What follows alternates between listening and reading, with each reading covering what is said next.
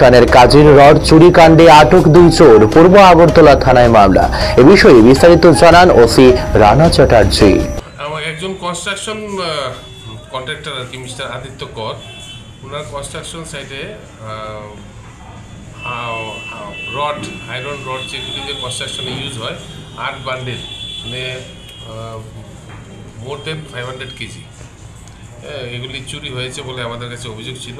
পরবর্তী সময়ে আমরা 2 জন চোরকে আমরা ধরতে সক্ষম হই। একজনের নাম সঞ্জয় সরকার আর আরেকজনের নাম শাহ আলম মিয়া। শাহ আলম মিয়া এগুলি ক্রয় করেছিল উনি, আর সঞ্জয় সরকার আর তাদের একটা গ্রুপ আছে, তারা এগুলি বিভিন্ন ধরনের মডাস অপারেন্ডি ইউজ করে তারা এগুলি করে। তো আমরা সম্পূর্ণ গ্রুপটাকে আমরা ধরছি। কোন জায়গায় মানে এই ঘটনাটা? এটা আপনার ওনার কনস্ট্রাকশন সাইট হচ্ছে আপনার এদিকে সিআর রোড, আর এদিকে আপনার ইয়েতে শিবনগর এরিয়াতে। কত টাকার জিনিস হবে? তো 1 লাখ টাকার জিনিস আছে।